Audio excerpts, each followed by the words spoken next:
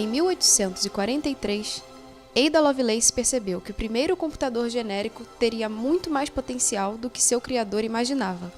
Adicionou notas valiosas, criou um algoritmo complexo e se tornou, aos 28 anos, a primeira programadora do planeta. Ela até ganhou fama, mas pelo escândalo de fugir dos padrões impostos às mulheres. Além da educação privilegiada, Ada gostava de jogar, beber e não era fiel ao marido. O reconhecimento por seu trabalho só veio um século depois de sua morte, na década de 50. Foi quando Alan Turing, consagrado o pai da computação, utilizou seu legado e deu créditos a Ada em seus trabalhos. Jocelyn Bell, por sua vez, é responsável por um dos maiores feitos astronômicos do século. Aos 24 anos, como estudante de pós-graduação, descobriu as pulsares, estrelas de nêutrons de campo gravitacional até 1 bilhão de vezes maior que o da Terra. Porém, quando a descoberta rendeu o Nobel de 1974, apenas seu professor e um de seus colegas foram premiados. Seu nome era o segundo dos 5 que assinam o artigo, e ela foi a primeira a notar e analisar corretamente as estrelas. Ainda assim, foi ignorada pela academia. Nada que Lise Meitner desconheça. De família judia, teve de deixar a Alemanha em 1938 para fugir do regime nazista. Tentou continuar seus trabalhos na Suécia, mas teve recursos escassos, principalmente pelo preconceito do diretor Mendes Siegbahn contra mulheres na ciência.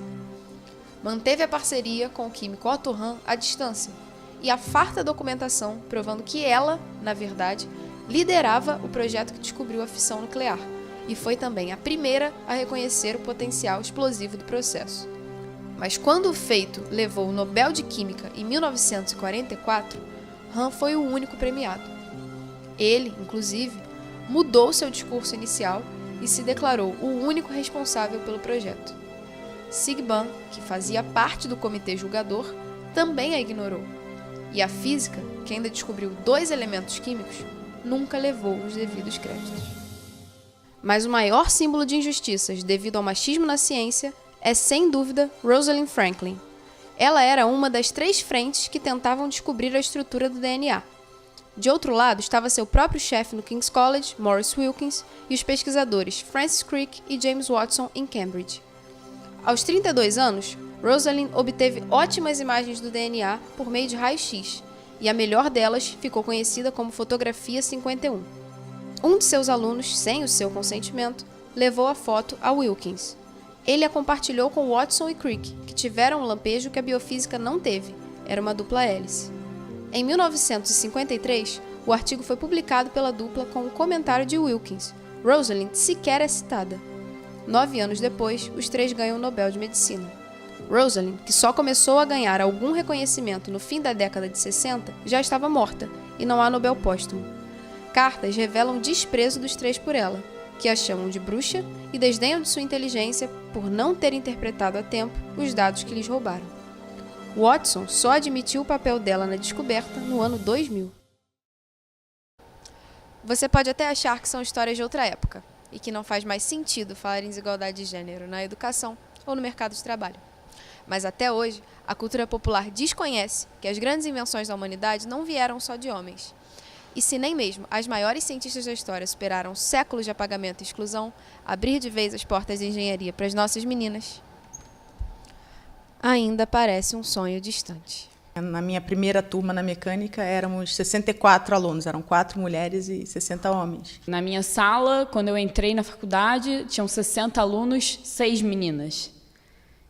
Então, assim, 10%. Por quê, sabe? Nós éramos 5 meninas numa turma de 60. Ainda hoje o número de meninas é pequeno, mas eu acho que ele vem aumentando ao longo do tempo.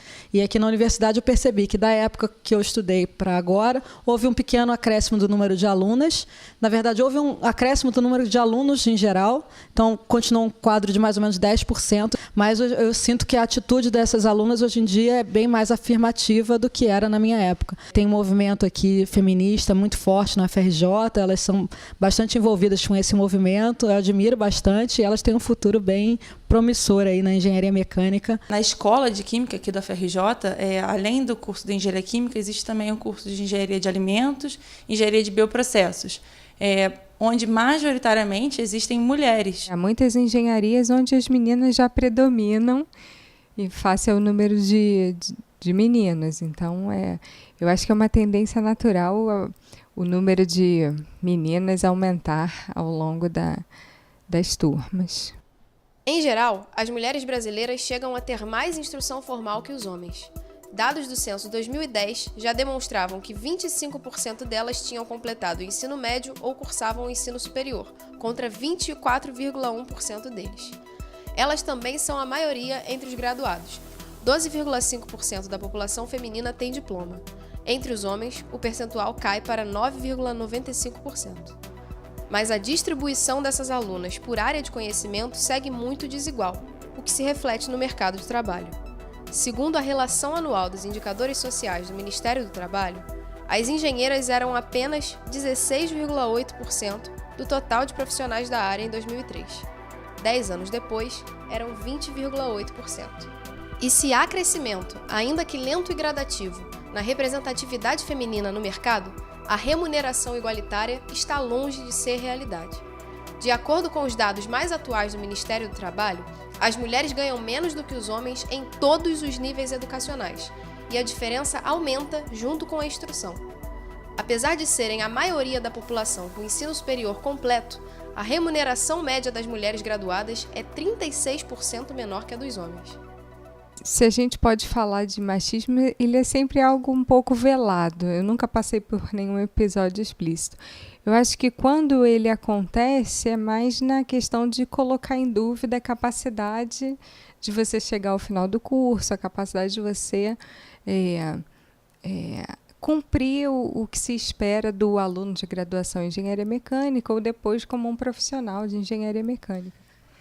Eu acho que eu fui bastante afortunada de entrar para uma empresa em que considerava a diversidade, tanto de gênero quanto de nacionalidade, uma coisa positiva, e que realmente investia no funcionário ou na funcionária, independente disso, independente da sua nacionalidade, independente do seu gênero. Fora da empresa, fora, digamos, um pouquinho daquela bolha onde eu vivia, né, naquela empresa que tinha esse conceito forte de dar oportunidades iguais, e você começa a perceber que isso não é uma realidade para todas as empresas e para todas as pessoas, né? Então, eu acho que aí você começa a entender um pouco melhor esses preconceitos, e eu acho que o que eu vivi, talvez um pouco de preconceitos, é sentir em algumas situações uma certa limitação, né, onde as pessoas começam achar que você vai estar limitada a um determinado ponto, aquele que a gente chamava do famoso glass ceiling, né? Que você não está vendo de forma clara, mas é um limitador para onde você pode ir, aonde você pode chegar. Mas sempre rola, né? Sempre tem aquelas piadinhas meio de cunho machista que a gente chega a ouvir, mas eu acho que eu não interiorizei aquilo, eu fui levando.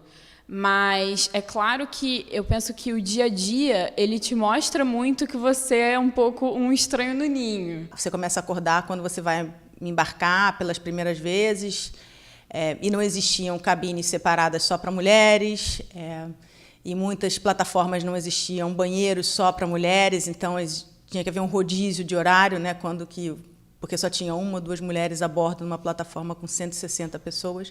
Então, a gente fazia um rodízio, né? Então, no horário de 7 às 7h30, o banheiro fica exclusivo para as duas mulheres e o resto do tempo para os homens. Então, aí você começa a entender um pouco mais que você, de fato, está num mundo bem masculinizado. Você vê muito isso. E não só na graduação, mas ao longo de toda a vida profissional. Então, muitas vezes, eu já tive em projeto, assim que na primeira reunião do projeto, vamos apresentar a equipe, e quando olha, tem uma equipe de 15 pessoas e uma mulher. 2 mulheres. É estranho, é estranho. Eu penso que é uma construção da nossa cultura, na verdade, porque eu não vejo nenhuma outra justificativa. Por que o menino não ganha Lego? Por que menino ganha? Quando eu fui aluna da escola politécnica, o número de professoras na escola de engenharia era bem pequeno. Mas isso, ao longo dos últimos 5 anos, mudou bastante. Já somos várias professoras no departamento e também na escola politécnica, assim como na COP.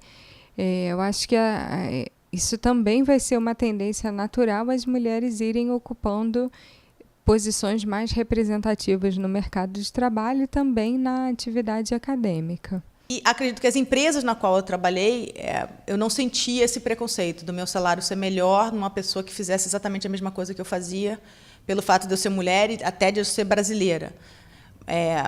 Mas eu acho que isso existe, sim, nesses mercados. Eu acho que não é uma coisa, infelizmente, não é uma coisa específica do mercado brasileiro ou do mercado latino, não. Eu acho que ainda é uma realidade na grande maior parte dos países. Eu acho que no exterior as mulheres já venceram mais essa coisa da diferença salarial, que ainda é muito grande no Brasil. Isso é um absurdo completo. Acho que as mulheres têm que realmente lutar por igualdade salarial, até porque a gente executa a tarefa no mesmo nível e às vezes com uma excelência maior do que os homens, e não se justifica essa diferença salarial, acho que de forma alguma, né? Eu cheguei a ouvir no ensino médio, quando eu falei, olha, eu quero fazer engenharia mecânica. Eu cheguei a ouvir de um professor falando, por que você vai fazer engenharia mecânica? Só tem homem lá. E conversando com um dos professores, ele me disse que mecânica era uma engenharia muito pesada, muito difícil, que não era para mulheres. Eu acho que aquilo ali aumentou o meu interesse pela engenharia mecânica e eu acabei optando por mecânica e não por produção. Então, desconstruir essa ideia. Você é menina, você quer fazer engenharia mecânica? É seu sonho? Vai lá, vai fazer. Meu dia a dia como engenheira era, como qualquer dia de qualquer engenheiro, solucionar problemas. Então, eu creio que você ser mulher ou homem não tem diferença. Acho que, voltando lá atrás, no que esse professor da mecânica me falou que era difícil para uma mulher, eu acho que nada é difícil, nem para uma mulher, nem para um homem. É o que você quer. E se você quiser muito alguma coisa, você vai conseguir. Hoje em dia, lá na escola de Química, aqui na FRJ, as mulheres são maioria, acredito eu. E tem potencial para sempre se destacarem. O que você curte fazer? Eu acho que quando você faz alguma coisa que você gosta, que você é apaixonada, você é capaz de superar os obstáculos, as dificuldades, sejam eles na forma de preconceito, sejam eles na forma de dificuldades físicas mesmo, sejam eles na forma de dificuldades de aprendizado, enfim, você é capaz de superar esses obstáculos se aquilo que você resolver se dedicar for realmente uma paixão. Então, acho que a primeira coisa que você tem que se perguntar é o que te apaixona, né? É seu sonho? É seu sonho de verdade fazer engenharia? É isso que você quer? É nisso que você se identifica? Então vai. Não deixe que os outros te influenciem a não seguir, porque é uma carreira muito boa, eu sou muito feliz em ser engenheira, é uma profissão que eu amo, que me mantém motivada todos os dias. Independente do que apareça no caminho, barreiras ou preconceitos, isso tudo a gente ultrapassa desde que a gente tenha prazer naquilo que a gente faz, né? Que a gente possa se dedicar e executar a tarefa com gosto, com dedicação e com rigor. Esse que é o mais importante.